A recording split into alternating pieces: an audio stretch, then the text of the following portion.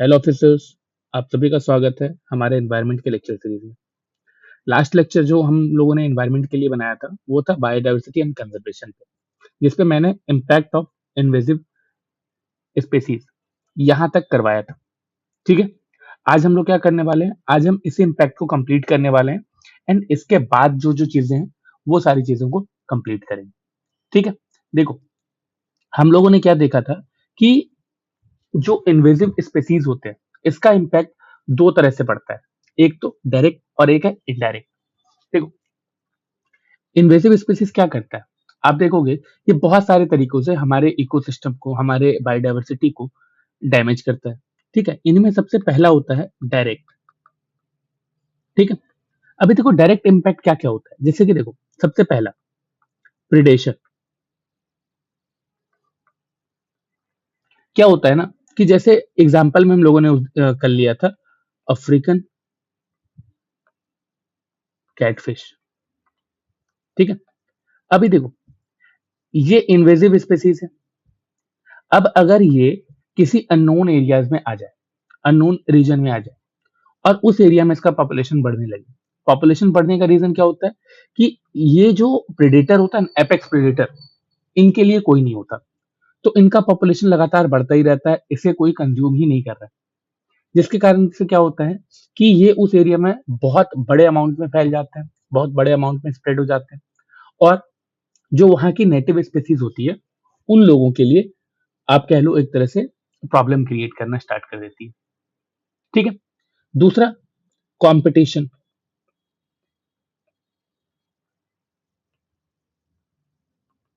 देखो जब हम बात करते हैं कंपटीशन की, अगर कोई फॉरेन स्पीसीज आ जाए एक जगह पे तो उसका पॉपुलेशन बढ़ने के साथ साथ क्या होगा कि वहां पे जो फूड रिसोर्स है, ठीक है, इस फूड रिसोर्स को लेकर भी कंपटीशन बढ़ जाएगा।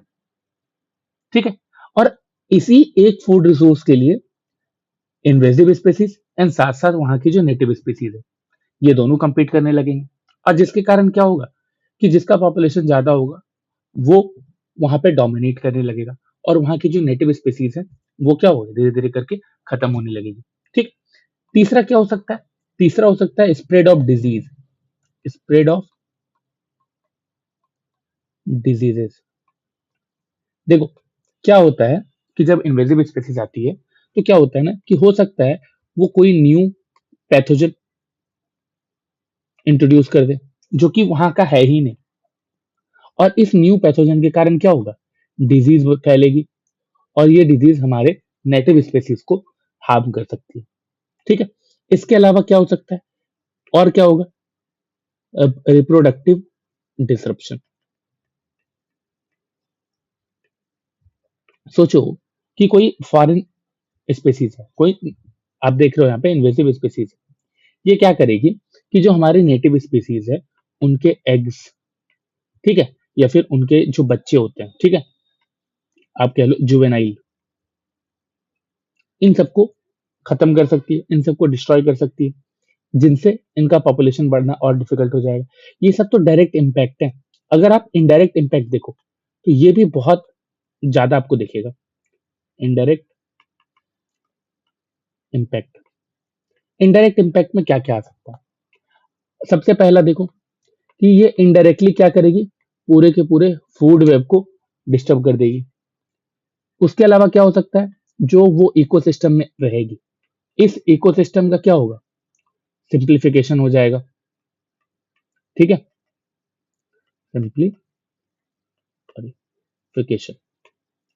और अब क्या हो रहा है, वो इकोसिस्टम में एक नई स्पेसीज आने के कारण वो इकोसिस्टम डिसरप्ट हो रहा है।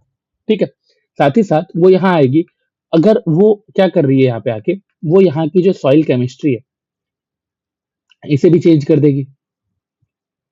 इसके साथ साथ क्या होगा, जो हमारा वाइल्ड फायर इंटेंसिटी है, इंटेंसिटी, ये भी चेंज हो सकती है अगर कोई प्लांट स्पेसीज आ जाए। ये सारी चीजें हो सकती है ना, ये सब क्या है, ये सब इनडायरेक्ट इम्पैक्ट है। ठीक है, अभी देखो इसी में क्या होता है ना कि हम लोगों ने क्या किया है कि कुछ एग्जाम्पल्स रखे हैं फॉरेन या फिर इन्वेसिव स्पीसीज के, हम लोग वो यहाँ पे कर लेते हैं। ठीक है, एग्जाम्पल, सबसे पहला ये ना इंपॉर्टेंट है, तो ये स्पीसीज में भी आपको ध्यान रखना है। यूपीएससी देखते हो ना कि स्टेटमेंट्स में कभी कभी इन्वेजिव स्पीसीज का नाम लिखती है, तो वो आपको पता होना चाहिए। और इन सब में सबसे इंपॉर्टेंट है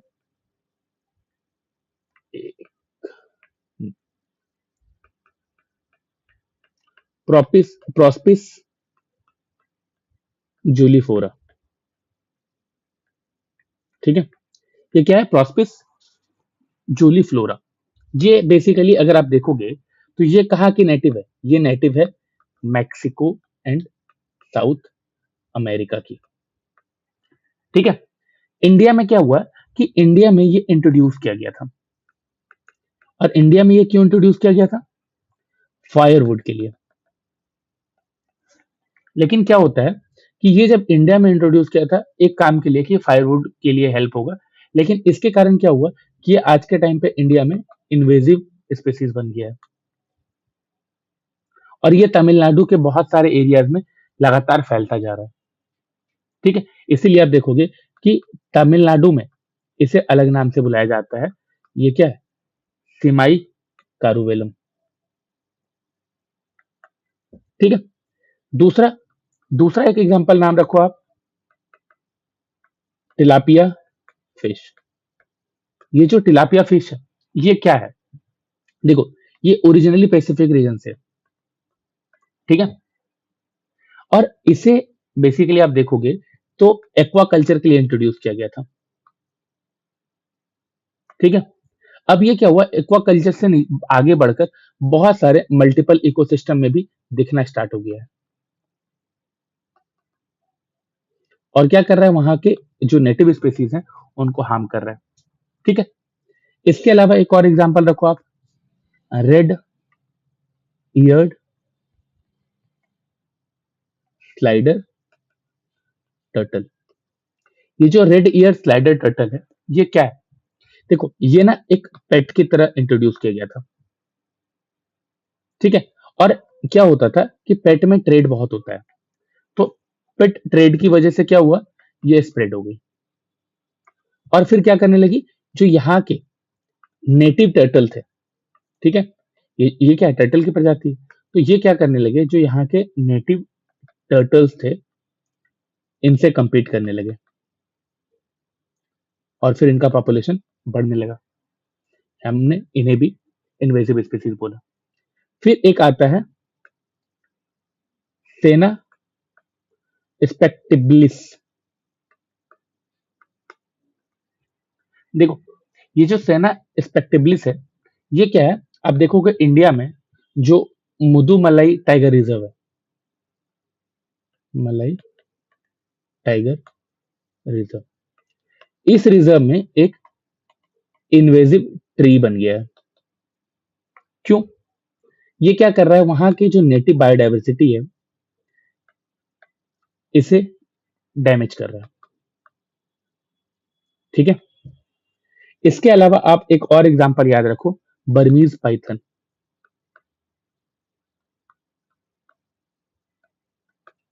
देखो, ये जो बर्मीज पाइथन है ना, ये फ्लोरिडा के ना एवरग्लेड्स में एक इन्वेजिव स्पीसीज बन गया है।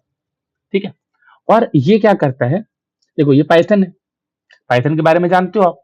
ठीक है, तो ये अभी क्या कर रहा है, जो फ्लोरिडा के एक प्लेस है एवरग्लेड्स, इस एरिया में क्या है, एक इन्वेजिव स्पीसीज बन गया है। और ये क्या कर रहा है, वहां के जो स्मॉल मैमल्स है, ठीक है, इनको रैपिडली हंट कर रहा है, जिसके कारण इसे इन्वेजिव स्पीसीज बोल दिया गया। एंड अब इसे खत्म करने के बारे में बात हो रहा है। ठीक है, तो ये सारे जो आपको यहाँ पे इन्वेजिव स्पीसीज दिख रहे हैं, ये अभी करंट में भी थे।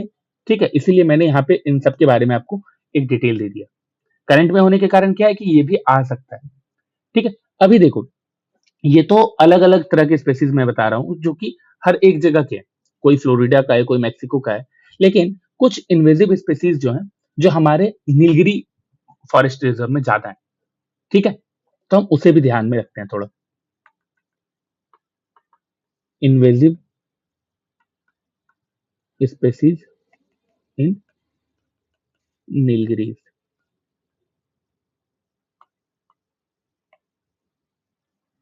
ठीक है, देखो नीलगिरी रीजन में क्या है ना, कुछ इन्वेसिव प्लांट स्पीसीज हैं जो नीलगिरी इकोसिस्टम को ही डिस्ट्रॉय कर रहे हैं। जैसे कि एग्जांपल में याद रखो आप, यूकलिप्टस।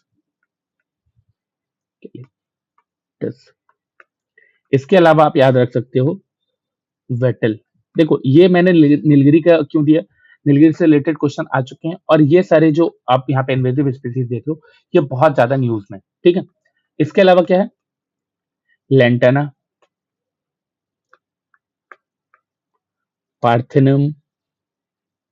अभी आप रिपोर्ट्स के अकॉर्डिंग देखो ना, तो ये जो स्पीसीज है ना, ये आप देखोगे कि इतना ज्यादा स्प्रेड हो रहे हैं कि इसके कारण क्या हो रहा है, जो 40% हमारे हाई एल्टीट्यूड ग्रासलैंड है ना, 40% हाई एल्टीट्यूड ग्रासलैंड, ये अब डिसअपियर हो चुके हैं because of these invasive species. ठीक है, अभी देखो ये था इन्वेजिव स्पीसीज से रिलेटेड जो चीजें आपको जाननी जरूरी थी उसके बारे में। अब आते हैं हम लोग अपने नेक्स्ट टॉपिक पे, जो कि है सबसे बड़ा थ्रेट हमारे बायोडायवर्सिटी के लिए। ठीक है, ये बेसिकली क्या था, हम थ्रेट्स में देख रहे थे कि थ्रेट टू बायोडायवर्सिटी क्या क्या है, उसमें हम लोग एक इन्वेजिव स्पीसीज देख रहे थे। अब इसमें आते हैं हम लोग पॉल्यूशन, कि पॉल्यूशन कैसे हमारे बायोडायवर्सिटी के लिए एक थ्रेट है। ठीक है, देखो पॉल्यूशन क्या है, बहुत तरह का हो सकता है, air pollution, water pollution, soil pollution, अलग अलग तरह का पॉल्यूशन। लेकिन अभी जो हम लोग यहाँ पे पॉल्यूशन देखेंगे वो ओशन पॉल्यूशन भी होगा। ठीक है, अभी हर एक पॉल्यूशन को अगर आप मिला के देखो, तो अभी न्यूज में सबसे ज्यादा जो चल रहा है, जैसे कि एग्जांपल लेते हैं पॉल्यूशन का, जो ग्रेट पैसिफिक गार्बेज पैच है। ठीक है, एग्जांपल में अगर आप देखोगे तो जो ग्रेट पैसिफिक गार्बेज पैच है, वैसे तो हम लोग पॉल्यूशन को अच्छे से पढ़ने वाले हैं एक अलग चैप्टर में, बट यहाँ पे हम लोग इसको देख रहे हैं इसी के साथ, क्योंकि ये क्या थ्रेट है हमारे बायोडायवर्सिटी के लिए। ठीक है, तो ये जो ग्रेट पैसिफिक गार्बेज पैच है, ये क्या है, पॉल्यूशन का एग्जांपल है। और यहाँ पे क्या हो रहा है कि आप देखोगे जो पैसिफिक ओशियन है, ठीक है, इस ओशियन में प्लास्टिक एक्यूमुलेट हो रहा है, जो कि वहां के मरीन ऑर्गेनिज्म, इनके लिए बहुत ही ज्यादा डेंजरस है। इसके अलावा आप देख सकते हो गंगा पॉल्यूशन। ठीक है, गंगा पॉल्यूशन, अभी क्या है, रिवर गंगा बहुत ही ज्यादा पवित्र माना जाता है हमारे कल्चर में। ठीक है, लेकिन क्या है कि रिवर गंगा भी पॉल्यूशन के थ्रेट में आ चुका है, जिसके कारण क्या हो रहा है, यहाँ पे जो स्पीसीज हैं जैसे कि घड़ियाल, ठीक है, जैसे कि डॉल्फिन, गंगेटिक डॉल्फिन, यहाँ पे आप लोग लिख लेना। ठीक है, इसके अलावा क्या है, जो फ्रेश वाटर टर्टल होना, ठीक है, फ्रेश वाटर टर्टल, इन सबका जो हैबिटाट है, ये हैबिटाट भी अब खतरे में पड़ चुका है। ठीक है, क्यों, क्योंकि रिवर गंगा जो ये पॉल्यूटेड हो रही है। ठीक है, इसके अलावा क्या है हमारा बायोडायवर्सिटी के लिए सबसे बड़ा threat, genetic pollution, genetic pollution. अभी देखो अलग अलग तरह के थ्रेट्स पड़ रहे हैं, एक पॉल्यूशन एक थ्रेट था, अब हम लोग देख रहे हैं जेनेटिक पॉल्यूशन। जेनेटिक पॉल्यूशन कब होता है, जब आप देखोगे जो जीएम क्रॉप्स होते हैं, ये जीरो जीएम क्रॉप्स क्या करते हैं, जो हमारे नेटिव जीन वाले क्रॉप्स हैं, ठीक है, इस नेटिव जीन वाले पूल को क्या करती है, कॉन्टेमिनेट कर देती है। ठीक है, और इस कॉन्टेमिनेशन के कारण क्या होता है कि जो हमारी नेटिव वैरायटीज होती है उसको बहुत ज्यादा इफेक्ट पड़ता है, और ऐसा भी हो सकता है कि हमारी नेटिव वैरायटी हमें मिलने ही ना लगे कुछ टाइम के बाद। जैसे देखो कि जीएम क्रॉप्स में क्या है, हमने जो जीएम मस्टर्ड देखा था, DMH11, ठीक है, ये क्या था, ये बेसिकली एक जीएम क्रॉप था जो कि शायद हमारे नेटिव स्पीसीज को खत्म कर सकता है। इसके अलावा सबसे बड़ा इंपॉर्टेंट आप लिख सकते हो बायोडायवर्सिटी लॉस, बायोडायवर्सिटी लॉस। अभी देखो बायोडायवर्सिटी लॉस क्या कर रहा है, बायोडायवर्सिटी लॉस का मतलब क्या होता है, इस चीज को समझो। देखो यहाँ पे इसका मतलब ये होता है कि हमारी जो बायोलॉजिकल डाइवर्सिटी है, इतने सारे स्पीसीज हैं, इतने सारे प्लांट स्पीसीज हैं, एनिमल स्पीसीज हैं, ठीक है, वो सारे स्पीसीज का decline, decline of biological diversity. ठीक है, इसी में इंक्लूड हो सकता है, आप लिख दो जो स्पेसीज हैं एक्सटिंक्ट हो रहे हैं, ठीक है, या फिर जो हमारा जेनेटिक डाइवर्सिटी है इसका लॉस हो रहा है, या फिर आप लिख सकते हो जो रेंज है ये रेंज रिड्यूस हो रहा है। ये सारी चीजें किसमें आएगी? बायोडाइवर्सिटी लॉस में। देखो अभी तक हम लोग थ्रेट पढ़ रहे थे कि इन सब के कारण क्या थ्रेट हो रहा था, अभी हम क्या पढ़ रहे हैं? Biodiversity loss. ये अलग कॉन्सेप्ट है, बट हम इसमें यहाँ पे ये चीज भी कवर कर रहे हैं। देखो अगर हम आईयूसीएन का डेटा देखें, ठीक है, आईयूसीएन के डेटा के अकॉर्डिंग क्या होता है कि लास्ट 500 ईयर में, ठीक है, और यू कैन से कि पास्ट 500 ईयर्स में क्या हुआ है कि मोर देन 784 स्पीसीज जो है ये एक्सटिंक्ट हो चुकी है, ठीक है। अभी क्या है, ये 784 स्पीसीज एक्सटिंक्ट हो चुकी है। इसका मतलब क्या है? जैसे इसमें आप देखोगे हम लोगों ने कुछ एग्जाम्पल देखे थे, वो सारे स्पीसीज अब हमारे अर्थ पे है ही नहीं, ठीक है। एक्सटिंक्शन का मतलब ये होता है, जैसे कि देखो एक था हमारा पैसेंजर पिजन, एक हमारा बाली टाइगर, एक हमारा है जावन टाइगर, ठीक है। ये सारे जो टाइगर के स्पीसीज हैं, ये जो आपको पिजन का स्पीसीज दिख रहा है, ये सब क्या है? ये सब एक्सटिंक्ट हो चुकी है, ठीक है। और इसी तरह से अगर एक्सटिंक्शन चलता रहा तो आयुष्यन क्या कहता है कि आने वाले कुछ सालों बाद, ठीक है, हम लोग क्या होंगे? हम लोग सिक्स्थ मास एक्सटिंक्शन की तरफ बढ़ते जाएंगे, ठीक है। जैसे हम लोग मास एक्सटिंक्शन किसको बोलते हैं? जब से कि डायनासोर था, ठीक है, डायनासोर की एक प्रजाति खत्म हुई, वो एक मास एक्सटिंक्शन था। उसी तरह के 5 मास एक्सटिंक्शन हो चुके हैं, और साइंटिस्ट अब ये बिलीव करते हैं कि सिक्स्थ मास एक्सटिंक्शन भी हो सकता है, और ये ऑलरेडी स्टार्ट हो चुका है। और इसका रीजन क्या है? इसका रीजन कोई एस्टेरॉइड ही नहीं है, इसका रीजन है ह्यूमन एक्टिविटीज, ठीक है। और अभी जो स्पीसीज का एक्सटेंशन रेट है वो 100 से 1000 टाइम फास्टर हो चुका है। जो नेचुरल रेट होता है ना, उस रेट से 100 टू 1000 टाइम फास्टर है। इसीलिए क्या है, हम लोग सिक्स्थ मास एक्सटेंशन की तरफ बढ़ रहे हैं, एंड उसका रीजन क्या है? Human activity. आप देखोगे जो IPBES, इसका जो 2019 का रिपोर्ट है, देखो वैसे तो आपको मैं ये बता दूं कि ये बॉडी क्या है, इसके बारे में मैंने लास्ट लेक्चर में बताया था, तो प्लीज उसको जरूर देखना, आपको इसके बारे में पता चलेगा।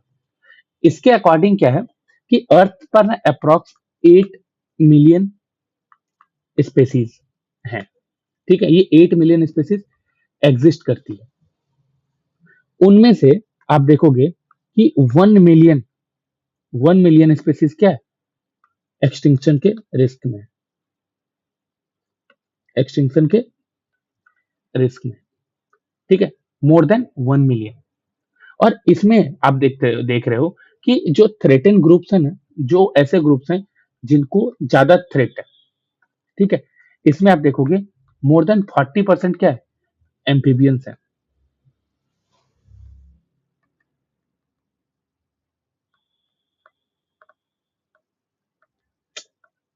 हाँ, मोर देन 40% क्या है?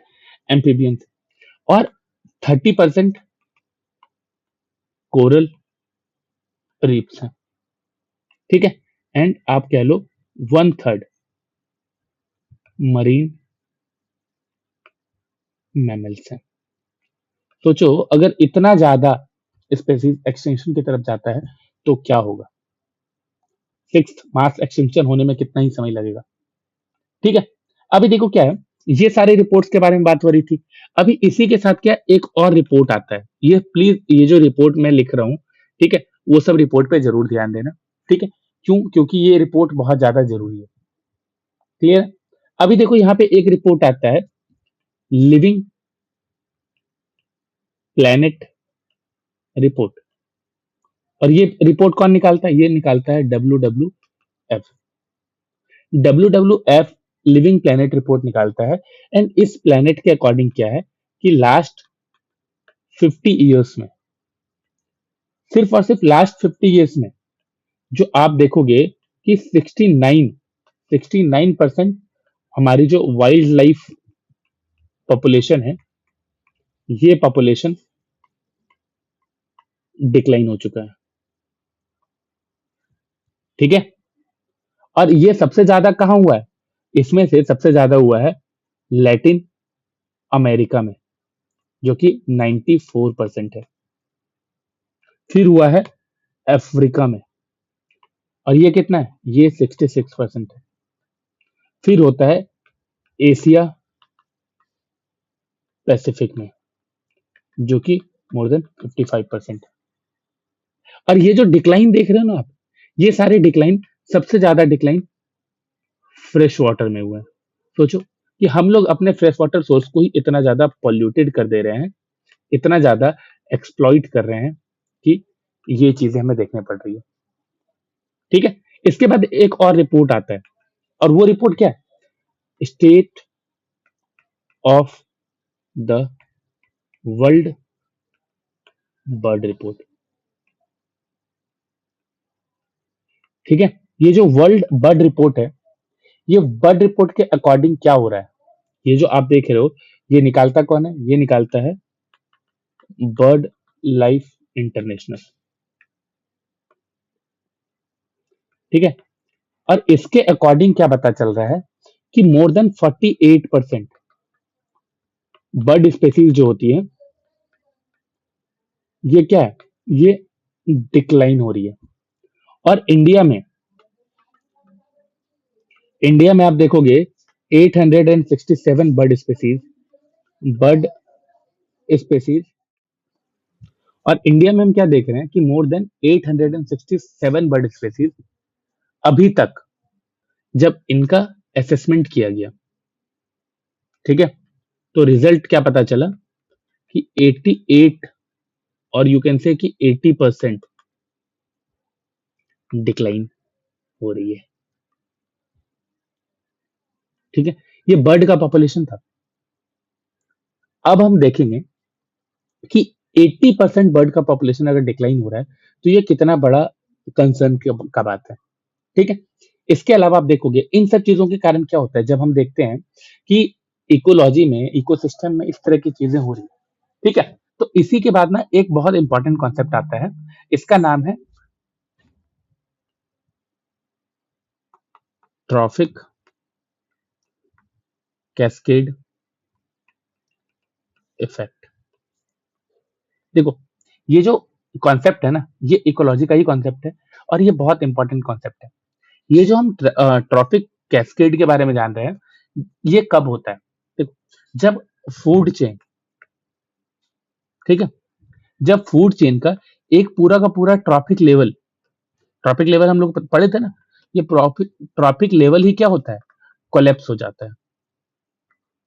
ठीक है, और जब ये ट्रॉपिक लेवल ही कोलैप्स हो जाएगा, तो इसके कारण क्या होगा कि पूरा का पूरा जो हमारा इकोसिस्टम है, ये इकोसिस्टम डिस्टर्ब हो जाता है। ठीक है, जैसे कि हम लोग कोई भी फूड चेन देखते हैं, ठीक है, जैसे हम लोग यहाँ से देखते हैं टाइगर, वुल्फ, डियर, और हम ये प्लांट, ठीक है, सपोज ये देख रहे हैं। अब इसमें आप सब सोच के देखो कि टाइगर ही खत्म हो जाए, ये जो हमारा एपेक्स प्रेडेटर है, ये खत्म हो जाए, तो इसके कारण क्या होगा? इसका पॉपुलेशन बहुत ज्यादा इंक्रीज कर जाएगा, साथ ही साथ इसका भी पॉपुलेशन इंक्रीज कर जाएगा। जो हर्बीवोर पॉपुलेशन है, ये पॉपुलेशन क्या होगा? एक्सप्लोड हो जाएगा पूरी तरह से। और इसके कारण क्या होगा? जो यहाँ पे वेजिटेशन है, जो प्लांट स्पीसीज है, ये भी क्या होगा?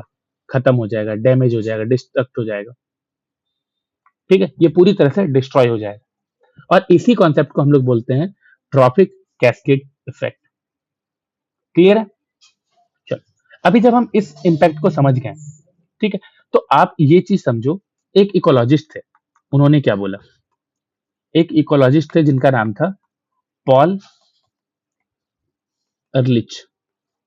ठीक है, ये जो पॉल अर्लिच थे, इन्होंने बताया कि बायोडायवर्सिटी लॉस के ना 4 मेन कॉज होते हैं। ठीक है, क्या है? 4 मेन कॉज। और इन 4 मेन कॉज में इन्होंने क्या क्या बताया? इन्होंने बताया सबसे पहला चीज, ये जो 4 मेन कॉज है इसे क्या कहते हैं? इसे इन्होंने कहा एविल क्वार्टेट। ठीक है, तो प्लीज ध्यान रखना एविल क्वार्टेट किससे रिलेटेड है, तो इस चीज से रिलेटेड है, ये आपको ध्यान में रहना चाहिए। सबसे पहला इन्होंने बताया हैबिटाट लॉस। हैबिटाट क्या होता है? एक्टिव रिकॉल करो, सोचने का ट्राई करो, हैबिटाट क्या होता है? ठीक है, हैबिटाट लॉस। दूसरा ओवर एक्सप्लॉइटेशन, ओवर एक्सप्लॉइटेशन। तीसरा क्या होता है? एलियन स्पीसीज, जो हम लोगों ने इन्वेजिव स्पीसीज देखा। एंड फोर्थ क्या होता है? Secondary extinction. क्लियर है? ये सब क्या है? ये मेरे 4 मेन कॉज है जिसे हम एविल क्वार्टेट भी कहते हैं। क्लियर है? तो अभी तक हम लोगों ने क्या देखा? हमने देखा बायोडायवर्सिटी को क्या थ्रेट है, इन्वेजिव एलियन स्पीसीज क्या है, बायोडायवर्सिटी लॉस क्या है, सिक्स मास एक्सटिंक्शन क्या है, एंड आईपीपीएस का report, living planet report, trophic cascade and evil quartet. ये सारी चीजें हम लोगों ने अभी तक कवर करी है। ठीक है, अब हम लोग क्या कवर करेंगे? अब हम लोग कंजर्वेशन पे आएंगे। ठीक है, कंजर्वेशन। अभी तक जो लेक्चर है उस लेक्चर का नाम है बायोडायवर्सिटी एंड कंजर्वेशन। तो हमने बायोडायवर्सिटी के बारे में कर लिया। अब हम लोग क्या कर रहे हैं? अब हम लोग कंजर्वेशन के बारे में पढ़ेंगे। ठीक है, हम लोगों ने बायोडायवर्सिटी क्या होती है, बायोडायवर्सिटी के लेवल क्या है, हॉटस्पॉट क्या है, बायोडायवर्सिटी का थ्रेट किन चीजों से है, इन्वेसिव स्पीसीज क्या होती है, बायोडायवर्सिटी लॉस क्या होती है, इन सब चीजों को समझ चुके हैं। और जब इन सब को समझ जाती हो अब तो आपके दिमाग में लॉजिकली एक क्वेश्चन आता है कि अगर बायोडायवर्सिटी खत्म हो रही है तो हम उसे कंजर्व कैसे कर सकते हैं, उसे हम बचा कैसे सकते हैं? तो वहीं से कॉन्सेप्ट आता है बायोडायवर्सिटी कंजर्वेशन का। यानी कि हम बायोडायवर्सिटी प्रोटेक्ट कर रहे हैं एंड साथ ही साथ फ्यूचर जनरेशन के लिए प्रिजर्व कर रहे हैं। ठीक है, तो देखो ये जो बायोडायवर्सिटी कंजर्वेशन का मतलब सिंपल लैंग्वेज में अगर आप समझो तो सिंपल लैंग्वेज में ये होता है कि plant, animal and micro organism. ठीक है, ये जो 3 आपको यहाँ पे चीजें दिख रही, इन सब में क्या है? बहुत ज्यादा डाइवर्सिटी है। ठीक है, और इनके डाइवर्सिटी को हमें क्या करना है? हमें प्रोटेक्ट करना है, और हमें ये इंश्योर करना है कि हमारा जो पूरा इकोसिस्टम है, ये इकोसिस्टम क्या हो? स्टेबल रहे। ठीक है, अभी देखो साइंटिस्ट जो है वो बायोडायवर्सिटी कंजर्वेशन के लिए ना 2 मेन अप्रोच को फॉलो करते हैं। ठीक है, there are 2 main approach for biodiversity conservation, इसको हम बीडीसी लिख दे रहे हैं। ठीक है, बायोडायवर्सिटी कंजर्वेशन। अभी देखो इसके लिए पहला क्या है? पहला है इन सिटू कंजर्वेशन। ठीक है, एंड दूसरा क्या है? दूसरा है एक्स सिटू कंजर्वेशन। देखो ये दोनों बहुत इंपॉर्टेंट है, इन दोनों को समझना है आपको। देखो सबसे पहले समझो इन सिटू, यहां से ये हटा दे रहे हैं अभी। ठीक है, इन सिटू बायोडायवर्सिटी कंजर्वेशन में क्या होता है? हम ये समझते हैं कि इन सिटू का मतलब क्या है। इसका मतलब है ओरिजिनल प्लेस, ओरिजिनल प्लेस। यानी कि जो स्पीसीज को हम प्रोटेक्ट करना चाहते हैं, हम उस स्पीसीज को उसके नेचुरल हैबिटाट, जो उसका नेचुरल हैबिटाट है उसी में प्रोटेक्ट करेंगे। Natural habitat protection. ठीक है, अगर हम टाइगर प्रोटेक्ट करना चाहते हैं एग्जाम्पल के लिए, तो हम टाइगर को कहाँ प्रोटेक्ट करेंगे? फॉरेस्ट में, या उसे चिड़ियाघर में रख देंगे? ऐसा तो नहीं है। हम उसे कहाँ कर रहे हैं? हम उसे फॉरेस्ट में ही प्रिजर्व कर रहे हैं। जैसे कि अगर हमको लायन को प्रिजर्व करना है तो हम कहाँ प्रोटेक्ट इसको प्रिजर्व करेंगे? गिर फॉरेस्ट में। क्यों? क्योंकि वो उनका अपना रीजन है। ठीक है, और इसी कंजर्वेशन को हम लोग कहते हैं इन सिटू कंजर्वेशन। ठीक है, अभी देखो एग्जाम्पल भी हम यहाँ पे देखते चलेंगे कि अगर आप इंडिया में देखोगे, ठीक है, इंडिया में क्या है? इन सिटू कंजर्वेशन के लिए जो मेन चीज है वो क्या क्या है? वो है नेशनल पार्क, नेशनल पार्क। इसके अलावा क्या है? Wild life sanctuary, biosphere reserve, और एक है सैक्रेड ग्रुप्स। ठीक है, तो ये तीन हम बहुत इंपॉर्टेंट समझते हैं। सैक्रेड ग्रुप्स एक ऐसा ग्रुप्स है, बेसिकली आप ये समझ सकते हो पवित्र स्थान करके लोग बहुत टाइम से चलते आ रहे हैं एंड इसको बचा के रखा है। ठीक है, और इसका एडवांटेज क्या मिलता है कि इन सिटू कंजर्वेशन में ना सबसे बड़ा बेनिफिट क्या होता है कि स्पीसीज अपना नेचुरल इकोसिस्टम में सर्वाइव करती है। मतलब अपना नेचुरल फूड चेन जो है उसको मेंटेन करती है। अपना जो नेचुरल इवोल्यूशन होता है वो कंटिन्यू रहता है। यहाँ पे ह्यूमन इंटरफेरेंस बहुत कम होती। ठीक है, लेकिन जब हम बात करते हैं एक्स सिटू कंजर्वेशन की, ठीक है, दूसरा ex situ conservation. Ex situ conservation में आपको एक चीज समझना है कि यहाँ पे एक्स सिटू का मतलब होता है आउटसाइड। ठीक है, इसका मतलब होता है आउटसाइड। यहाँ पे हम क्या कर रहे हैं, हम उसके ओरिजिनल हैबिटाट में इन्हें प्रोटेक्ट नहीं कर रहे हैं। हम कहाँ कर रहे हैं, आउटसाइड ओरिजिनल और you can say natural habitat. ठीक है, यहाँ पे क्या हो रहा है, यहाँ पे हम क्या देख रहे हैं कि जो स्पीसीज है जिसे हम कंजर्व करना चाहते हैं, हम उसके नेचुरल हैबिटाट से बाहर निकालकर किसी सेफ एनवायरनमेंट में किसी सेफ एनवायरनमेंट में प्रोटेक्ट कर रहे हैं। ठीक है, जैसे कि जू में प्रोटेक्ट कर रहे हैं। ठीक है, चिड़ियाघर में रख दे रहे हैं, जैसे कि किसी बोटेनिकल गार्डन में रख दे रहे हैं। ठीक है, इसके अलावा क्या है, इसके अलावा आप देखोगे सीड बैंक, ये भी एक बहुत बड़ा ऑप्शन है। ठीक है, अभी देखो यहाँ पे क्या होता है, हम एग्जांपल के लिए देखें तो अगर कोई एनिमल स्पीसीज क्या है कि क्रिटिकली एंडेंजर्ड है, ठीक है, और जंगल में सरवाइव नहीं कर पा रही, तो साइंटिस्ट क्या करते हैं, उसे जू में रख देते हैं। और जू में रख के क्या होता है, आर्टिफिशियली ब्रीड करवाते हैं, ताकि क्या हो कि हम इनके पॉपुलेशन को इंक्रीज कर सकें। ठीक है, और इसी चीज को हम कहते हैं कैप्टिव ब्रीडिंग। देखो इजी है, क्लियर हो गया यहां तक। अभी देखो जो टाइप्स होते हैं ना कि एक्स सिटू कंजर्वेशन के क्या क्या टाइप है। ठीक है, तो हम इस चीज को भी समझते हैं, types of ex situ conservation.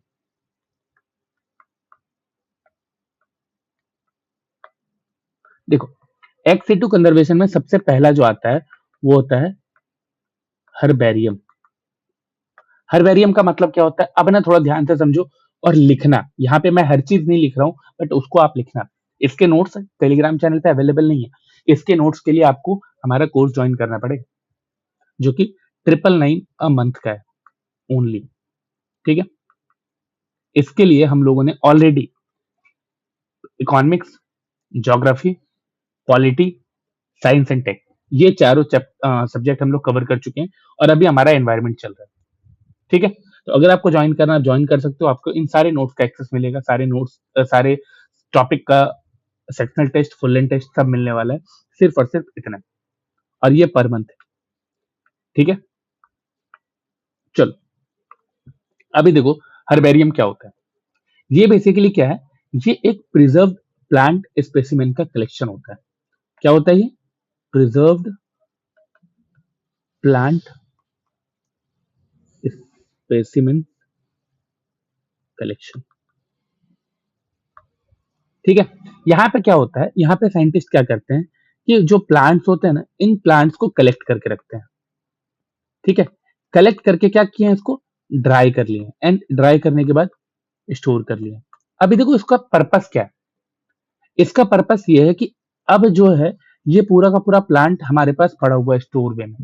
ठीक है, अगर कभी प्लांट को हमें कोई प्लांट नहीं आपको कोई प्लांट एक्सटिंक्ट हो रहा है तो हम क्या कर रहे हैं, उसको यहाँ से निकाल के उस पर रिसर्च करके हम उसका डीएनए यूज करके चाहे तो इन फ्यूचर उस प्लांट को डेवलप कर सकते हैं। हम प्लांट को आइडेंटिफाई कर सकते हैं, हम प्लांट से रिलेटेड रिसर्च कर सकते हैं। तो ये क्या है, हर्बेरियम क्या है, एक एग्जाम्पल है आपका एक्सेटिव कंजर्वेशन का। इसके अलावा क्या है, जैसे हम लोग उधर देख रहे थे ना इन सीटू में, उसी तरह से यहाँ पे भी है। क्या है? अर्बोरिटम। अर्बोरिटम क्या है? अर्बोरिटम बेसिकली एक स्पेशल गार्डन होता है। ठीक है, ये क्या है? ये स्पेशल गार्डन होता है। ठीक है, इस गार्डन में क्या होता है? इस गार्डन में सिर्फ और सिर्फ जो ट्रीज होते हैं ना, इन ट्रीज को कलेक्ट किया जाता है। और इन ट्रीज का यूज कहाँ करते हैं? रिसर्च के लिए एंड कंजर्वेशन के लिए। ठीक है, ये भी इंपॉर्टेंट है। इसके अलावा हमने एक एग्जांपल देखा, तीसरा, बोटेनिकल गार्डन।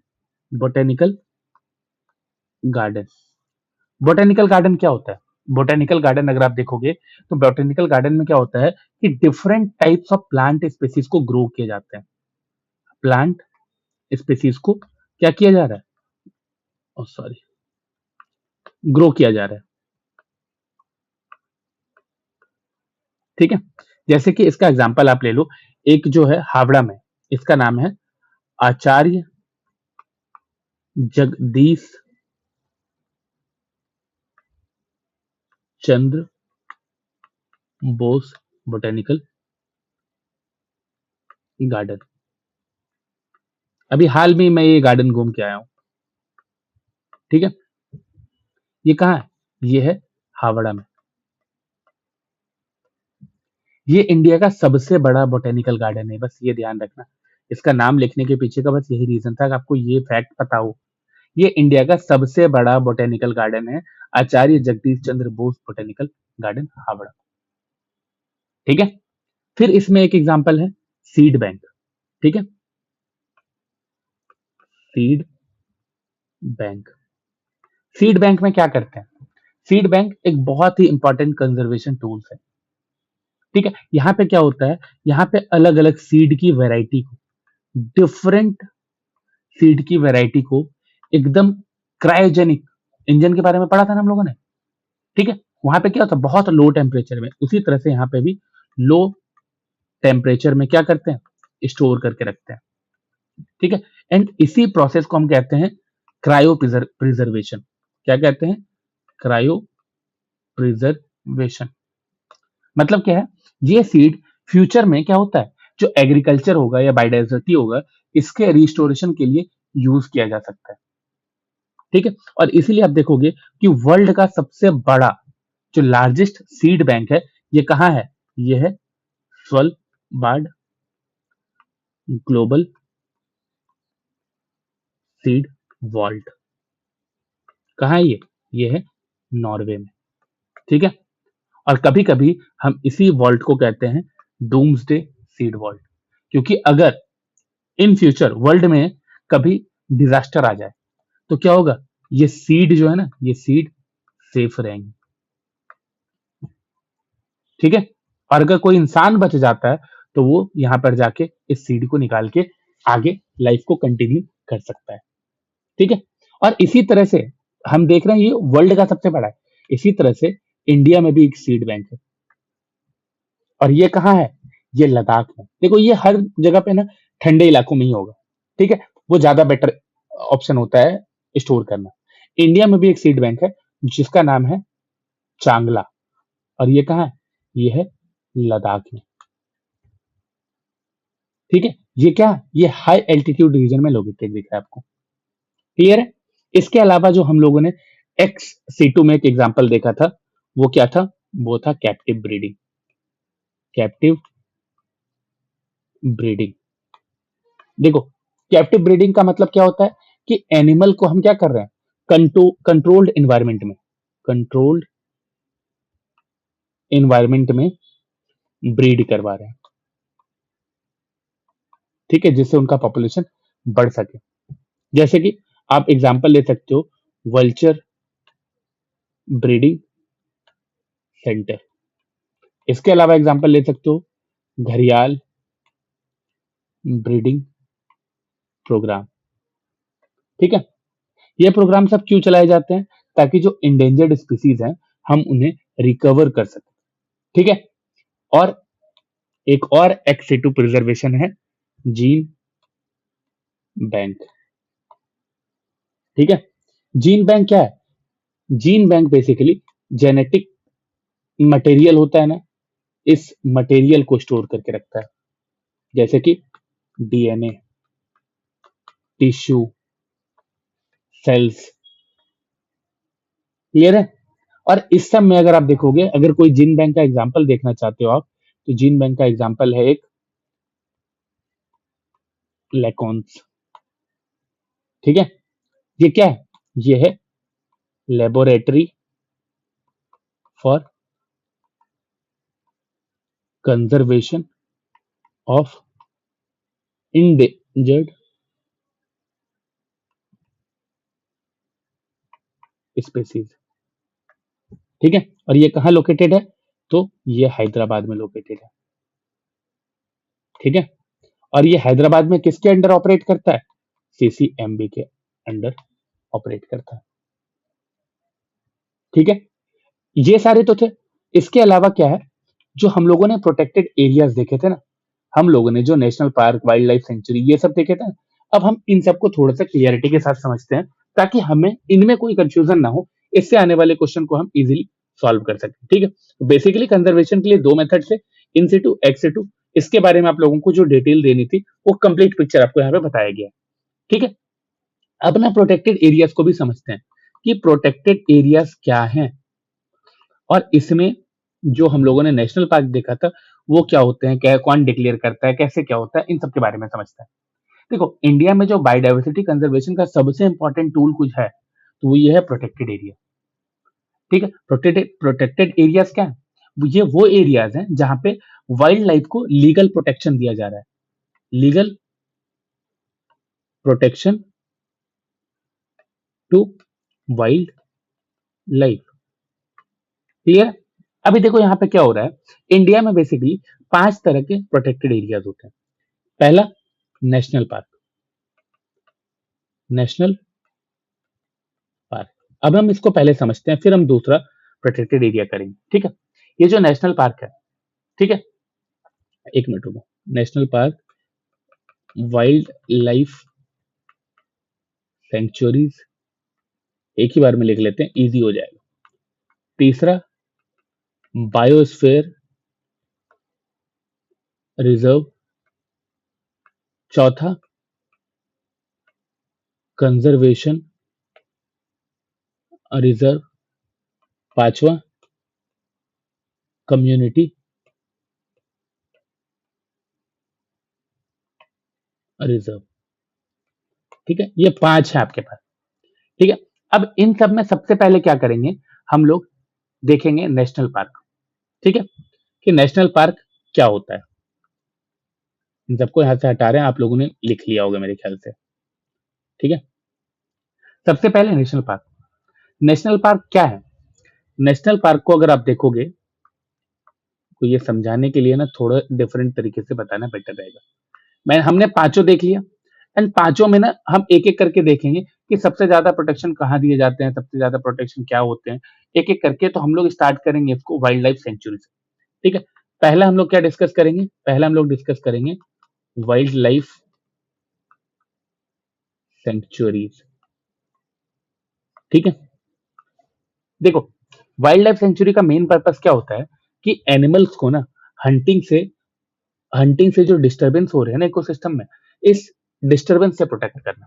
ठीक है, यहाँ पे क्या कर रहे हैं हम लोग, जो एनिमल्स हैं इनको किससे करना है? हंटिंग से बचाना है। ठीक है, एंड साथ ही साथ जो ह्यूमन के कारण डिस्टरबेंस हो रही है, इस डिस्टरबेंस से प्रोटेक्ट करना है। सबसे पहले एक बात समझो कि ये जो वाइल्ड लाइफ सेंचुरी है, ये डिक्लेयर कौन करता है?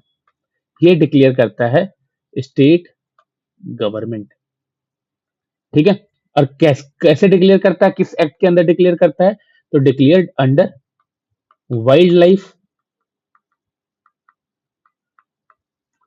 Protection act 1972। इतना ध्यान रहेगा। चलो, इतना ही ध्यान रखना है प्रीलिम्स के लिए। ये मोर देन मतलब आप कह लो ज्यादा है। इतना अगर आपको ध्यान रहता है तो आप क्वेश्चन सॉल्व कर लोगे। वाइल्ड लाइफ सेंचुरी जो है, वो एनिमल्स को हंटिंग और डिस्टर्बेंस से प्रोटेक्ट करने के लिए बनाया जाता है, और ये डिक्लेयर करता है state government under wild life protection act 1972। अभी देखो वाइल्ड लाइफ सेंचुरी में ना कुछ हद तक ह्यूमन एक्टिविटीज अलाउड रहती है, ठीक है। देखो यहाँ पे एक चीज और समझना, जो हमारे पीवाईक्यूज देखोगे ना, तो उसमें ना इंटरफेरेंस के बारे में ज्यादा दिया रहता है कि ये जो ह्यूमन एक्टिविटी है, ह्यूमन एक्टिविटीज, इसके बारे में पूछा जाता है। तो देखो यहाँ पे ना ह्यूमन एक्टिविटीज कुछ हद तक अलाउड है, ठीक है। जैसे क्या क्या काम के लिए, ग्रेजिंग के लिए और फायरवुड कलेक्शन के लिए, फायरवुड कलेक्शन के लिए। इससे ज्यादा कुछ है क्या? नहीं है। लेकिन ये भी जो अलाउ किया गया है, ये जो ह्यूमन एक्टिविटी अलाउ की गई है, ये एक्टिविटी भी क्या है, रेगुलेट की जाती है, ठीक है, रेगुलेटेड होती है। क्लियर है? इतना ध्यान रहे, फ्रीली नहीं घूम सकते, रेगुलेटेड होती है ये। अब आते हैं हम लोग दूसरे पे। दूसरा क्या है हमारा? दूसरा है नेशनल पार्क। अभी देखो ये जो नेशनल पार्क है हमारा, ये national park wild life sanctuary जो होती है ना, उससे ज्यादा स्ट्रिक्ट प्रोटेक्शन प्रोवाइड करती है, more strict protection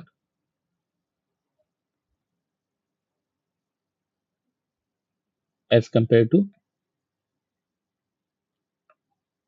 wild life sanctuary, ठीक है।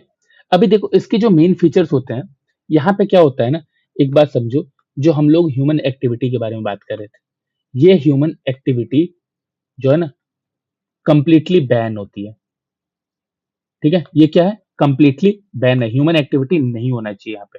जैसे एग्जांपल देख लो, जिम कॉर्बेट नेशनल पार्क, ठीक है, जिम कॉर्बेट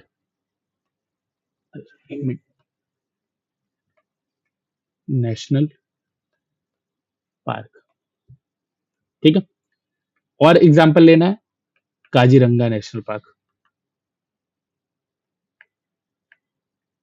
अभी देखो इस तरह के बहुत सारे नेशनल पार्क हैं जिससे आपको ध्यान में रखना है। अभी मैं ये नहीं बोलूंगा कि इसको याद रखो। अभी एक बात ध्यान रखो, जब भी नेशनल पार्क पढ़ोगे तो एक बात ध्यान रखना, नेशनल पार्क में जरूरी क्या है। नेशनल पार्क में सबसे ज्यादा जरूरी है कि कौन से रिवर के पास है, ठीक है, एंड वहां पे सबसे ज्यादा पॉपुलेशन किस स्पेसीज का है। क्लियर है? ये दो चीज पता होना चाहिए, लोकेशन पता होना चाहिए, एंड न्यूज में है कौन कौन सा नेशनल पार्क, ये पता होना चाहिए। हर एक नेशनल पार्क को याद रखना इज नॉट इंपॉर्टेंट। अगर आप कर रहे हो तो अच्छी बात है, हो जाता है, तो अगर नहीं हो रहा है तो घबराने की कोई बात नहीं है कि क्वेश्चन छूट जाएगा, ये हो जाएगा, ऐसा कुछ नहीं है, आप क्वेश्चन सॉल्व कर लोगे अगर आपको जो यहाँ पे बताया जा रहा है उतना नॉलेज भी पता होता है तो, ठीक है। अभी देखो क्या है, वाइल्ड लाइफ सेंचुरी में हमने क्या देखा कि कुछ हद तक ह्यूमन एक्टिविटीज अलाउड थी, ठीक है। बट नेशनल पार्क में हम क्या देख रहे हैं कि ऑलमोस्ट हर एक तरह का ह्यूमन एक्टिविटी प्रोहिबिटेड है, ठीक है, बैंड है, ओके। फिर आता है तीसरा, और ये क्या है? ये है बायोस्फीयर रिजर्व। बायोस्फीयर रिजर्व में क्या होता है? देखो बायोस्फीयर रिजर्व बेसिकली एक लार्ज एरिया होता है, ठीक है, लार्ज प्रोटेक्टेड लैंडस्केप, ठीक है। इस लैंडस्केप में आपको क्या दिखेगा? ये जो बायोस्फीयर रिजर्व है, इसका जो मेन पर्पस होता है, ये क्या होता है? ये होता है biodiversity conservation plus sustainable development. देखो यहाँ पे दो चीज है, कंजर्व भी करना है, साथ साथ सस्टेनेबल डेवलपमेंट भी होगा। ये बेसिकली ये जो चीज है बायोस्फीयर रिजर्व, ये यूनेस्को का जो एक प्रोग्राम है, मैन एंड बायोस्फीयर प्रोग्राम, ठीक है, यूनेस्को का मैन एंड बायोस्फीयर प्रोग्राम, इस प्रोग्राम के अंडर आता है, अंडर दिस प्रोग्राम, ठीक है। अभी देखो ये जो बायोस्फीयर रिजर्व है, ये ना जोन में डिवाइडेड होता है, ठीक है। अब ये किस तरह से जोन में डिवाइडेड है? सपोज ये हमारा पूरा बायोस्फीयर रिजर्व है, ठीक है। इसमें क्या है, आपको अलग अलग जोन्स दिखेंगे, ये 3 जोन में डिवाइड होते हैं, ठीक है। बीच वाला क्या है? कोर, ठीक है, ये क्या है? बफर। और ये क्या है? ट्रांजिशन। अभी इन तीनों के बारे में समझो। सबसे पहले बायोस्फीयर को 3 पार्ट में डिवाइड किया गया, 3 जोन में डिवाइड किया गया। कोर जोन जो होता है ना, ये सबसे ज्यादा प्रोटेक्टेड जोन होता है। यहाँ पे किसी भी तरह के ह्यूमन एक्टिविटी अलाउड नहीं है। ह्यूमन एक्टिविटी अलाउड नहीं है, ना ही ह्यूमन यहाँ पे दिखना चाहिए। दिखना भी इलीगल हो जाता है। ठीक है। दूसरा आता है बफर जोन। बफर जोन क्या है? ये जोन रिसर्च एंड मॉनिटरिंग इसके लिए यूज की जाती है। ठीक है। अब फिर आता है ट्रांजिशन जोन। ट्रांजिशन जोन में क्या है? यहां पे आप देखोगे कि ह्यूमन सेटलमेंट अलाउड होती है। ठीक है। ये ह्यूमन सेटलमेंट क्यों है? ताकि यहाँ पे जो ह्यूमन रह रहे हैं ना, उनको जंगल के बारे में पता हो, उनको जानवरों के बारे में पता हो, उनको स्पेसीज के बारे में पता हो, और वो उनके साथ कैसे एक साथ रह रहे हैं। ये चीज क्या दिखाता है? ये चीज दिखाता है सस्टेनेबल एक्टिविटी। ठीक है। जिसके लिए ये ट्रांजिशन जोन है। ये 3 जोन आपको समझ में आ गया है, तो बायोस्फीयर रिजर्व खत्म हो गया। ठीक है। देखो इसमें जो इंपॉर्टेंट थे वो क्या क्या थे? पहला, हम लोगों ने नेशनल पार्क देखा। ठीक है। फिर पहला हम लोगों ने वाइल्ड लाइफ सेंचुरी देखा, फिर नेशनल पार्क देखा, फिर देखा बायोस्फीयर रिजर्व। ये 3 चीजें ही जो है सबसे ज्यादा जरूरी है। अब आप सोच रहे हो सर आपने 5 लिखवाई थी। देखो पांचों बताएंगे, बस थोड़ा सा वेट करो अभी। ठीक है। ये 3 इंपॉर्टेंट है जिसको मैंने अभी बताया। अभी क्या है कि आप देखोगे इसके अलावा ना कुछ एक और चीज है, और ये क्या है? ये है टाइगर रिजर्व। गवर्नमेंट क्या है? टाइगर रिजर्व्स भी बनाती है। इंडिया में ये जो टाइगर रिजर्व बनाए गए हैं, ये बेसिकली टाइगर कंजर्वेशन के लिए बनाए गए हैं, ताकि टाइगर की जो पॉपुलेशन है हम इसको कंजर्व कर सकें, हम इसको बचा सकें। ठीक है। अभी देखो टाइगर के कंजर्वेशन के लिए एक स्पेशल एरिया ही बना दिया गया है। ये किसी एरिया के अंडर नहीं आ रहा है, इसके लिए अलग से एक एरिया ही बना दिया गया है जिसको हम टाइगर रिजर्व कहते हैं। और इंडिया में अप्रोक्स इस तरह के 58 टाइगर रिजर्व है। ठीक है। और आप ये समझो कि इंडिया की ये 58 टाइगर रिजर्व में से जो वर्ल्ड पॉपुलेशन है टाइगर का, उसका 80% टाइगर पॉपुलेशन इंडिया में मिल रहा है। दुनिया का 80% टाइगर इंडिया में मिलता है, और ये पॉपुलेशन बढ़ता गया है। एक टाइम पे पॉपुलेशन बहुत कम हो चुका था, आज के टाइम में पॉपुलेशन उसका 4x हो चुका है। ठीक है। फिर अभी देखो, ये तो टाइगर रिजर्व है। अभी देखो ना कि ये टाइगर रिजर्व कैसे आया। ठीक है। तो आप एक कहानी सुनो प्रोजेक्ट टाइगर के बारे में। पहले ये प्रोजेक्ट टाइगर लॉन्च हुआ था 1973 में। इसका पर्पस क्या था? जो टाइगर का पॉपुलेशन है, ये टाइगर का पॉपुलेशन बहुत कम हो रहा था। ठीक है। तो हम क्या चाह रहे थे, मतलब कि इंडियन गवर्नमेंट क्या चाहती थी कि टाइगर के पॉपुलेशन को कंजर्व करना है। ठीक है। और कंजर्व करना है, साथ ही साथ इस प्रोजेक्ट को सुपरवाइज भी करना है। ठीक है। ये प्रोजेक्ट लॉन्च कर देना ही जरूरी नहीं था, लॉन्च कर दिया ऐसा नहीं। प्रोजेक्ट लॉन्च हुआ है कंजर्वेशन के लिए, तो इस पूरे प्रोजेक्ट को सुपरवाइज भी किया जाएगा। और ये सुपरविजन कौन करेगा? ये करेगा NTCA, जिसका फुल फॉर्म है नेशनल टाइगर कंजर्वेशन अथॉरिटी। ये क्या कर रही है? ये इस पूरे टाइगर प्रोजेक्ट को देख रही है। ठीक है। इस पूरे टाइगर प्रोजेक्ट को सुपरवाइज कर रही है। क्लियर है यहां तक? चलो, इसके बाद आता है टाइगर सेंसस। ठीक है। ये सब हम टाइगर में ही पढ़ रहे हैं, टाइगर रिजर्व। ठीक है। उसके बाद हमने क्या देखा? प्रोजेक्ट टाइगर देखा। अब हम लोग टाइगर सेंसस देखा। टाइगर सेंसस क्या है? ये बेसिकली जो टाइगर का पॉपुलेशन है, इसके पॉपुलेशन का एस्टिमेशन के लिए है। ठीक है। इसके पॉपुलेशन को एस्टिमेट करने के लिए ये बनाया गया है। अभी देखो, ये जो टाइगर सेंसस है, ये लगभग लगभग हर 4 साल में टाइगर सेंसस होता है। ठीक है। पहले के टाइम पे क्या है ना, कि ये टाइगर सेंसस ऐसे नहीं था कि हर 4 साल में हो रहा है। कभी कभी एक बार रिपोर्ट कर लिया गया, हो गया। ठीक है। तो अब क्या हो गया कि टाइगर सेंसस लाया गया जो कि टाइगर के पॉपुलेशन का एस्टिमेशन करता है, और ये हर 4 साल में होता है। अभी देखो मेथड, कि क्या मेथड यूज किए जाते हैं। पहले के टाइम पे जो मेथड यूज किया जाता था वो था पग मार्क मेथड। ठीक है, पगमार्क मेथड। इसमें क्या है कि जो टाइगर का पगमार्क होता था ना, पैर का छाप होता है जंगल में, उसी का यूज करके हम इसे एस्टिमेट करते थे। लेकिन अब टेक्नोलॉजी बढ़ गई है, अब मेथड चेंज हो गया। अब जो मेथड यूज होता है वो क्या है, वो है कैमरा। अब ना जंगल में बहुत सारे कैमरा ट्रैप्स लगाए जाते हैं, जो कि जो टाइगर होते हैं उसको क्लिक करता रहता है। एंड साथ ही साथ दूसरा डीएनए एनालिसिस। अब ये दो मेथड यूज किए जा रहे हैं टाइगर के सेंसस के लिए। ठीक है, ये तो था टाइगर के लिए। लेकिन इसी तरह का एक इंपॉर्टेंट रिजर्व बनाया जाता है एलिफेंट के लिए, एलिफेंट रिजर्व। अभी देखो आपको ना बहुत अच्छे से यहाँ पे क्लैरिटी लाना है। टाइगर रिजर्व के लिए अलग से देखा था हमने, ठीक है। अब यहाँ पे हम एलिफेंट रिजर्व के लिए देख रहे हैं। और ये क्या था, ये था एलिफेंट कंजर्वेशन के लिए। ठीक है, 1992 में गवर्नमेंट एक प्रोजेक्ट लेके आती है जिसका नाम रखती है प्रोजेक्ट एलिफेंट। और ये जो प्रोजेक्ट एलिफेंट है ये 1992 में आता है। और आप देखोगे इंडिया में इस तरह के टोटल 33 एलिफेंट रिजर्व बनाए गए। और इसमें भी आप ये समझो कि इंडिया में वर्ल्ड का मोर देन 60% एशियन एलिफेंट जो है वो इंडिया में मिलता है।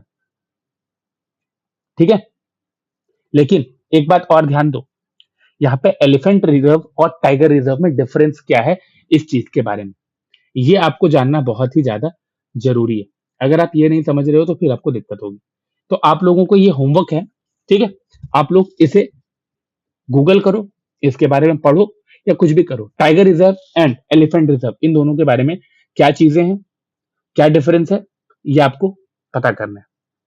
ठीक है, और अगर आप पता नहीं करना चाहते हो तो लेक्चर को लास्ट तक देखो, मैं लास्ट में इसके बारे में एक्सप्लेन कर दूंगा।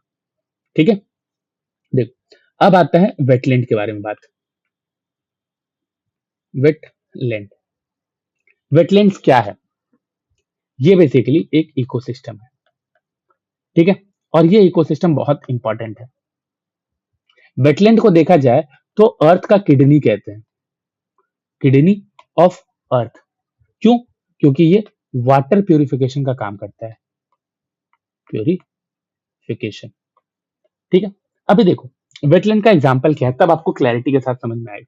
जैसे आप मार्शलैंड देखते हो ना, या मार्शेस देखते हो ना, ठीक है, स्वैम्प देखते हो ना, या तो लेक्स देखा ही होगा, अगर कुछ नहीं देखा है तो लेक्स तो हर कोई देखा है, या तो फिर स्टोरीज। ये जो चीजें आप देख रहे हो ये सब क्या है, ये सब वेटलैंड का एग्जांपल है। और वेटलैंड बायोडायवर्सिटी के लिए बहुत इंपॉर्टेंट है, सबसे ज्यादा इंपॉर्टेंट है, एक तरह से कह लो one of the most important thing में एक आता है। ठीक है, और ये जो वेटलैंड है ये भी धीरे धीरे करके खत्म हो रहा है।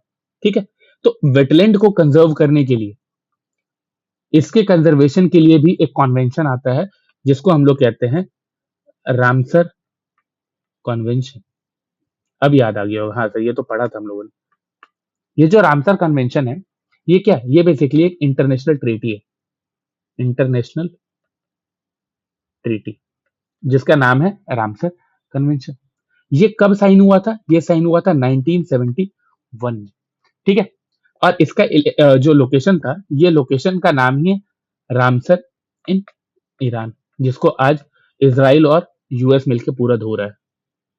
हम कहते हैं ना पहले के टाइम पे सिस्को साबुन जो ऐड होता था, धोते जाओ, सेम वैसे ही अभी ईरान को धोया जा रहा है यूएस और इसराइल के द्वारा। ठीक है, और ये हुआ था 2 फेब को। अभी देखो हर चीज को समझना है। 2 फेब को क्या किया, क्या बना दिया गया, वर्ल्ड वेटलैंड डे। ठीक है, कब, 1971 में। अब क्या हुआ कि ना कि वेटलैंड इंटरनेशनल जो है, ठीक है, जो भी यहाँ पे वेटलैंड आपको दिख रहा है ये वेटलैंड क्या है, मार्शेस हो, स्वैम्प हो, लेक्स हो, स्टरीज हो, ये ना इंटरनेशनल इंपॉर्टेंस इनका बहुत ज्यादा है।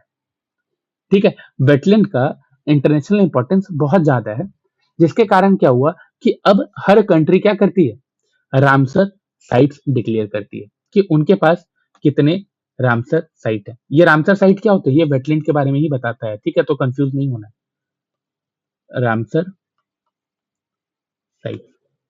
और इसी कारण से आप देखोगे इंडिया में इंडिया में अभी 98 रामसर साइट है।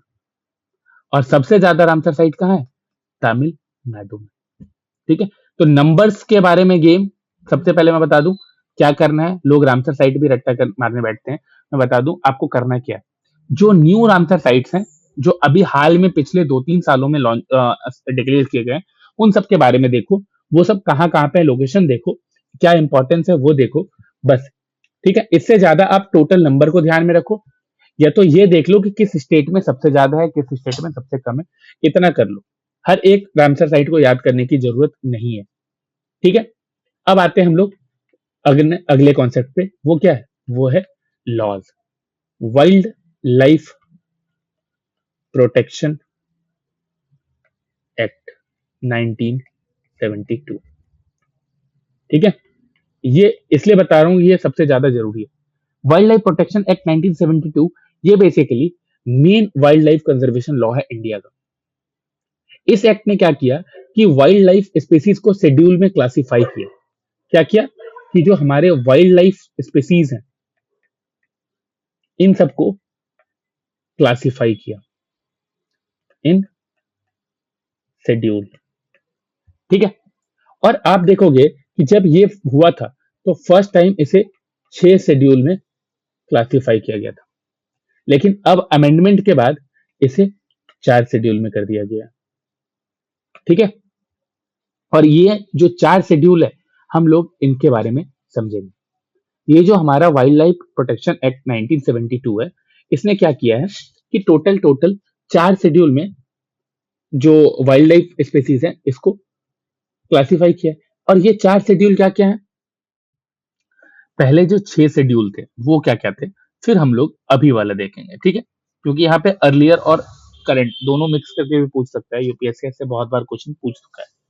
ठीक है, देखो पहले जो 6 शेड्यूल थे ना, उसमें जो शेड्यूल 1 था, शेड्यूल 1, शेड्यूल 1 में क्या था? यहाँ पे हाईएस्ट प्रोटेक्शन मिलता था। ठीक है, ये जो हाईएस्ट प्रोटेक्शन है, ये किनको मिलेगा? ये उनको मिलेगा जो कि endangered and critically endangered species होंगे। ठीक है, इनका किसी भी तरह से हंटिंग, ट्रेड या फिर एक्सप्लॉइटेशन, ये बैन था। ठीक है, और अगर इसका वायलेशन हुआ तो यहाँ पे बहुत ही ज्यादा हाईएस्ट पेनल्टीज का क्रिटेरिया बना दिया गया था। ठीक है, अभी इसमें कौन कौन होते थे? टाइगर हो सकता है, स्नो लेपर्ड हो सकता है, राइनोसोर्स हो सकते हैं, लायन टेल्ड मकाऊ थे, ठीक है, मस्क डियर था, ब्लैक बक था। ये जो आप देख रहे हो शेड्यूल, इसको मैक्सिमम लीगल प्रोटेक्शन मिल रहा था। फिर आता है शेड्यूल 2। शेड्यूल 2 में क्या था? ये बेसिकली हाई प्रोटेक्टेड शेड्यूल थे, हाई प्रोटेक्शन। अब यहाँ पे क्या हो रहा है? यहाँ पे भी बहुत स्ट्रॉन्ग प्रोटेक्शन मिलता था, लेकिन शेड्यूल 1 से कम प्रोटेक्शन था। यहाँ पे क्या है? हंटिंग जो है वो क्या है? वो जनरली प्रोहिबिटेड होती थी। ठीक है, लेकिन कभी कभी, मतलब स्पेशल सर्कमस्टेंसेस में अलाउ भी की जाती थी। जैसे इसमें एग्जांपल क्या थे? Himalayan black bear, Indian cobra, SMS Macau, flying squirrel, ये सब क्या थे? ये पार्ट 2 में थे। ठीक है, और पार्ट 1 एंड पार्ट 2, इन दोनों में क्या था? बहुत ज्यादा हाई पेनल्टीज थी। क्लियर है? फिर आता है पार्ट 3, शेड्यूल 3। शेड्यूल 3, ये जो शेड्यूल 3 है, ये क्या है? ये प्रोटेक्टेड स्पेसीज है। ठीक है, अभी ये जो प्रोटेक्टेड स्पेसीज है, इसमें क्या है? वो स्पेसीज होते थे जो कि नॉट क्रिटिकली इंडेंजर्ड थे, बट उसे फिर भी प्रोटेक्ट किया जा रहा था। अभी क्या होता है यहाँ पे? Not critically endangered but still protected. यहाँ पे क्या था, जो पेनल्टी थी वो थोड़ी कम थी एज कंपेयर टू 1 एंड 2। ठीक है, फिर था शेड्यूल 4। शेड्यूल 4 में आप क्या देखते हो कि शेड्यूल 4 में क्या है कि आप देखोगे यहाँ पे क्या है, यहाँ पे प्रोटेक्टेड तो है बट लोअर प्रोटेक्शन है। प्रोटेक्टेड है बट प्रोटेक्शन क्या है, थोड़ा कम है। इसमें क्या है, जो कॉमन वाइल्ड लाइफ स्पेसीज थे जिसे कि प्रोटेक्शन की जरूरत थी उन्हें भी ऐड किया जाता था। ठीक है, यहाँ भी पेनल्टी थी बट यहाँ पे जो पेनल्टीज है वो क्या थी, वो लेस स्ट्रिक्ट थी। ठीक है, इसमें क्या था, फ्लेमिंगो, किंगफिशर, फैल्कॉन, हेयर्स, इन सबको ऐड किया गया था। फिर आता है शेड्यूल 5। ठीक है, शेड्यूल 5 क्या था, शेड्यूल 5 बेसिकली वर्मिन कैटेगरी थी जिससे आप हंट कर सकते हो, मतलब कैन बी हंटेड। अभी देखो ये जो वर्मिन कैटेगरी थी ये क्या थी, ये बेसिकली वैसी स्पेसीज थी जो कि बहुत ज्यादा हार्मफुल थी। ठीक है, या फिर ऐसी स्पेसीज जो कि पेस्ट की स्पेसीज है। ठीक है, जो कि एग्रीकल्चर के लिए हार्मफुल होता था। ठीक है, या फिर कोई ऐसी स्पेसीज जो कि पब्लिक हेल्थ के लिए भी हार्मफुल है, उन सारे स्पेसीज को रखा गया था वर्मिन कैटेगरी में जिसे हम हंट कर सकते हैं। ठीक है, और इनको लीगली हंट कर सकते हैं। क्लियर है। इसके बाद था शेड्यूल 6। शेड्यूल 6, ये जो शेड्यूल 6 है, शेड्यूल 6 में वैसे प्रोटेक्टेड प्लांट स्पेसीज थे, protected plant species.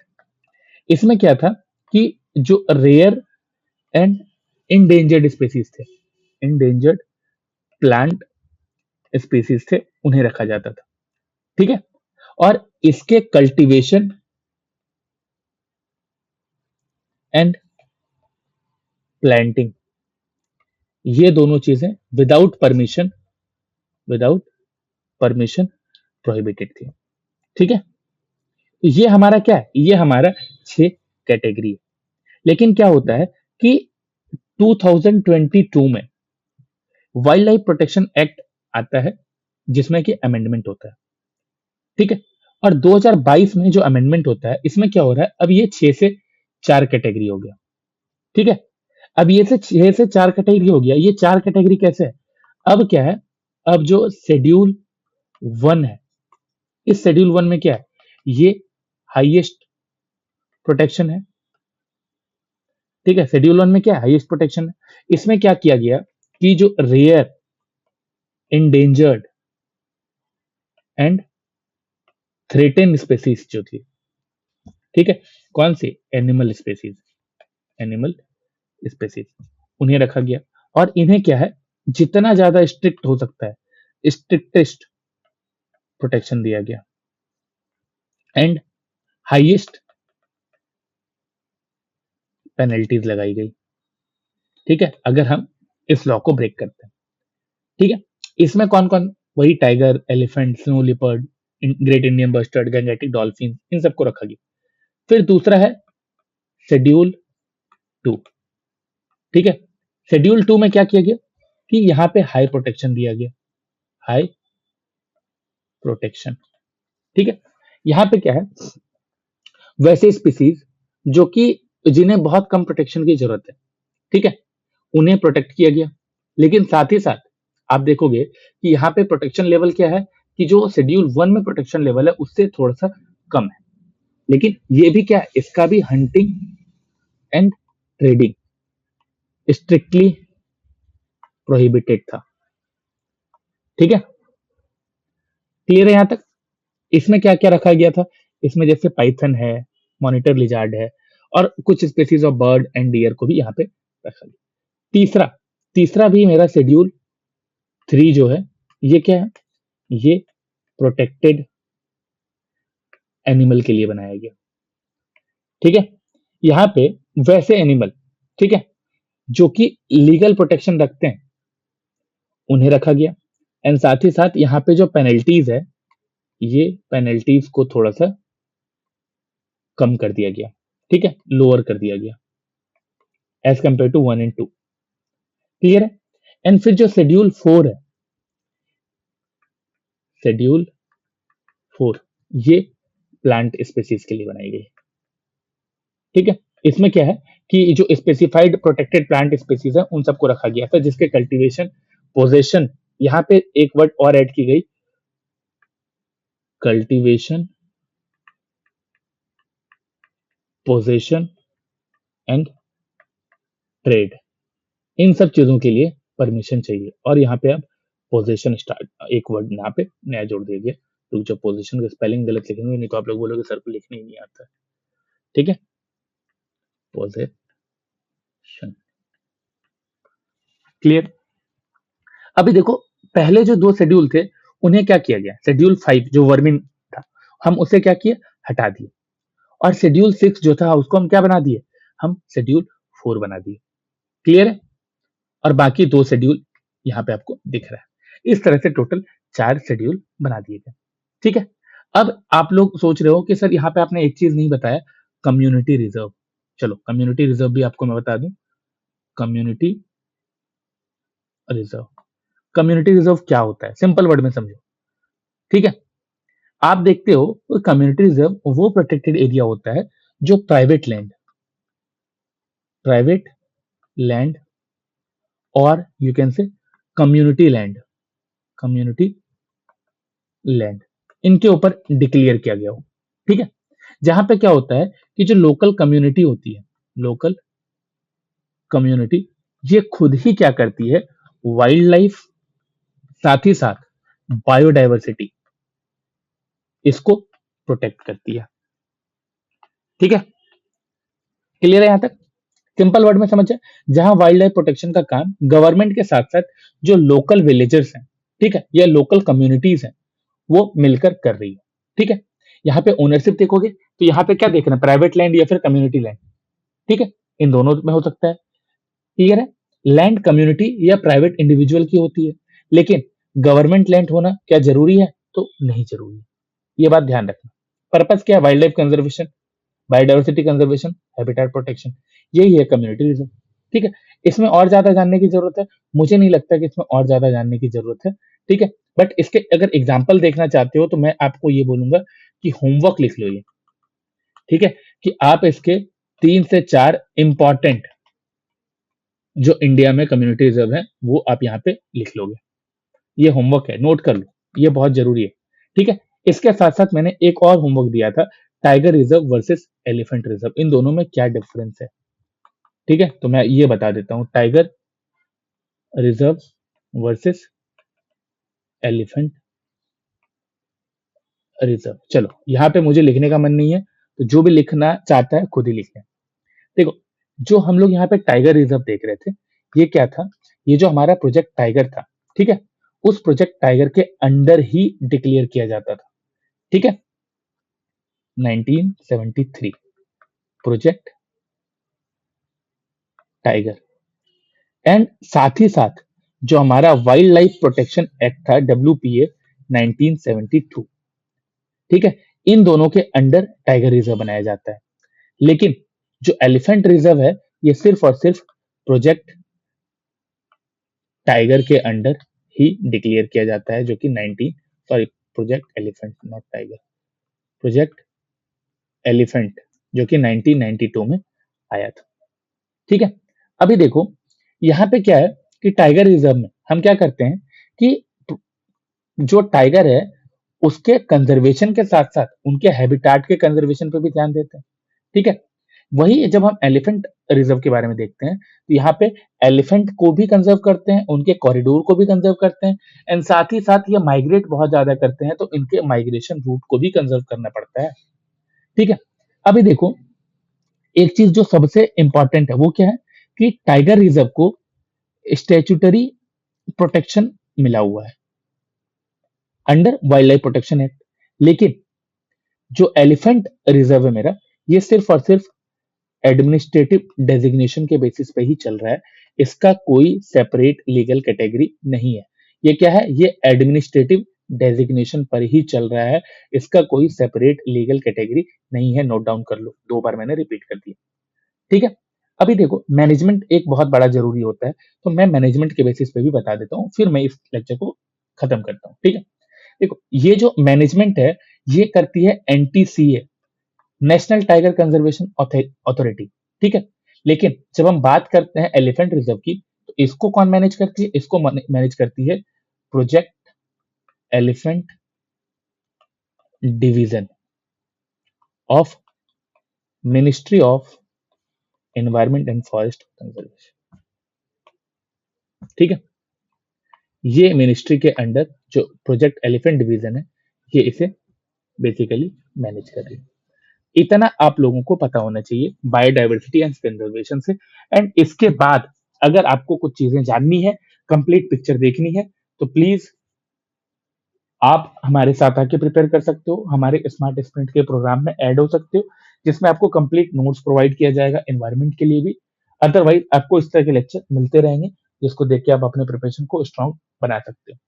Thank you, मिलते हैं अगले लेक्चर में। और अगर लेक्चर पसंद आया हो तो प्लीज लाइक करो, कमेंट करो, जो भी डाउट है लेक्चर में, जहां भी आपको लग रहा है कि आपको कुछ समझ नहीं आया उसके रिलेटेड डाउट करो, मैं उस पर एक सेपरेट शॉर्ट्स बना के डाल दूंगा, जो कि आपको वो कॉन्सेप्ट समझने में बहुत हेल्प करेगा, ठीक है?